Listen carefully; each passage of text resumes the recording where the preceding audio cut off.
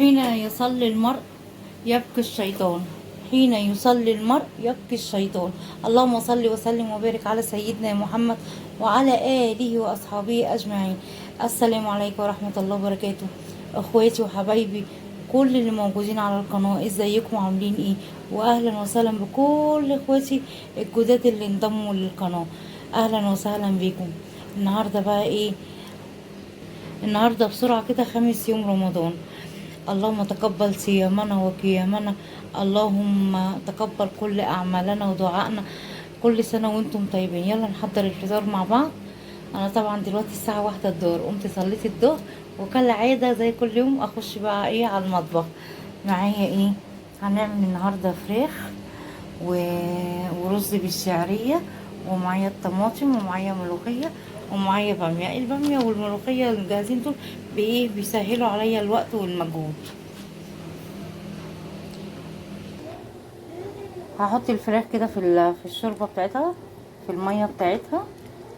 المية خلاص هي ابتدت تغلي. معايا فرختين،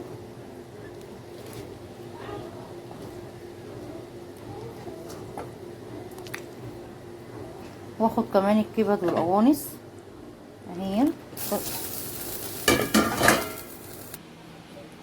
معايا هنا بصل وورق لوري وزعتر وفلفل اسود، هضيفه كده على الفراخ. هجيب بقى هنا كده الفرخة بتاعتي هي على النار، هوري بالغطا كده شوية، واجيب هنا حلة فيها بصلتين، احط لها سمنة،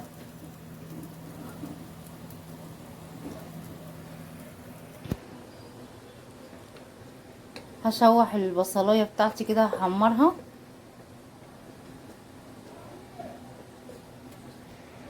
كده هو البصلة بتاعتي اتحمرت. هضيف الصلصة. ايه يا عمر عامل سقاوة كده ليه؟ هنا هحط ملح للفراخ، خلاص هي دخلت على السوا. هنا معايا فلفل اسود وملح، هضيفهم على الطماطم على التسبيكة. معايا حلة فيها سمنة، هحمر فيها الشعرية عشان اعمل الرز.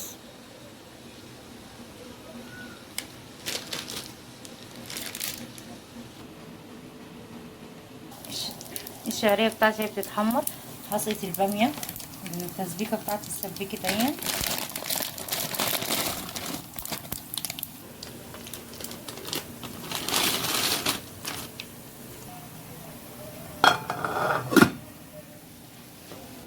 الشعرية كده بقى لونها مناسب، بقت دهبت اتحمرت.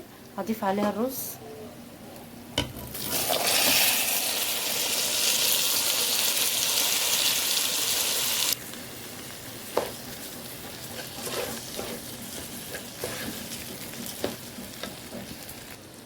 هضيف الشوربة على الرز.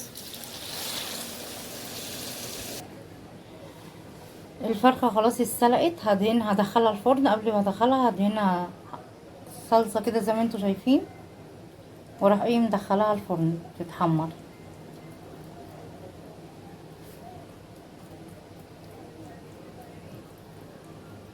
اهي، وحطيت لها طبعا سمنة من تحت، وادخلها بقى الفرن. يلا بقى نروح نعمل ايه. هنا بقى هعمل الطشة بتاعت البامية. معايا توم وكزبرة ناشفة وسمنة.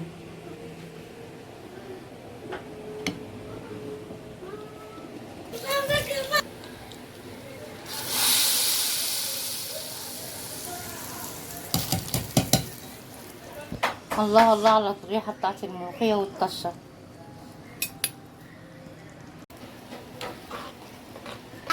هنا هحمر بقى الثوم اعمل الطشة بتاعت الملوخية اهي. بعد شوية هحط معلقة كزبرة. انت هتحط ممكن انت بتعمل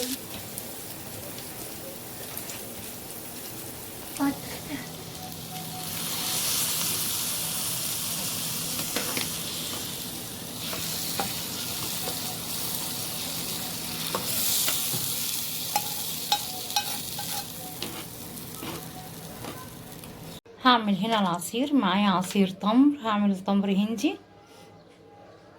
معايا هنا زي ما انتوا شايفين كده دورق ميه او شفشق ميه زي ما بتقولوا عليه. هفضي عليه بقية الكيس. انا كنت عملت بيه مره يعني بتاع 6 معالق اهو، زي ما قلت لكم بتاع 6 معالق. ده التمر السريع. السكر طبعا حسب الرغبه.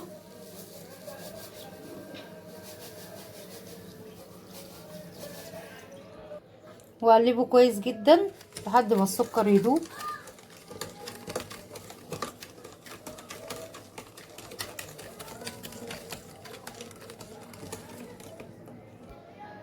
ادي العصير بتاعي اهو، انا صبيته هنا في الازازه دي عشان ادخله الفريزر، لان الشفشه مش هيخش معايا الفريزر.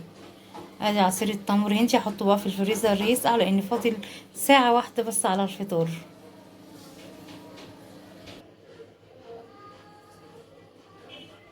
الفطار بتاعي جاهز خلاص. ادي الفراخ اهي طلعت من الفرن ما شاء الله. وادي الملوخيه كمان.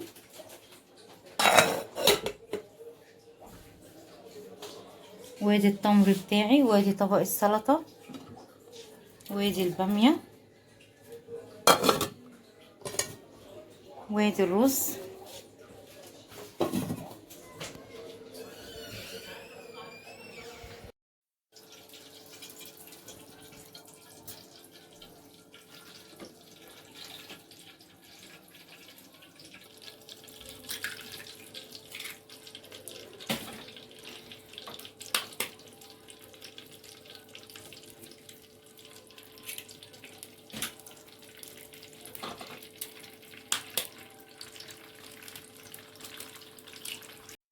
لو وصلتوا معايا لحد هنا اتمنى ان انتوا تدعموني بلايك وشير وسبسكرايب للقناه وكومنت جميل يديني دافع ان اكمل. هنا هحضر السحور.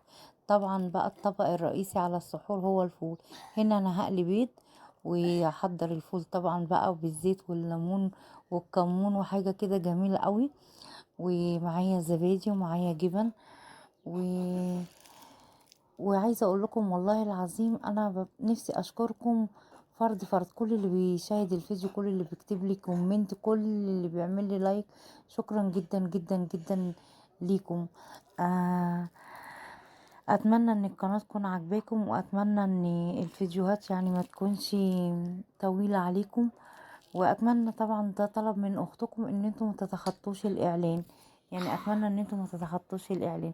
بحبكم كتير وتعالوا. بحبكم كتير. بحبكم كتير. قول لهم يا عمر بحبكم كتير. انت صاحي لحد دلوقتي ليه؟ كتير. هتتسحر معانا؟ تاكل سباتي؟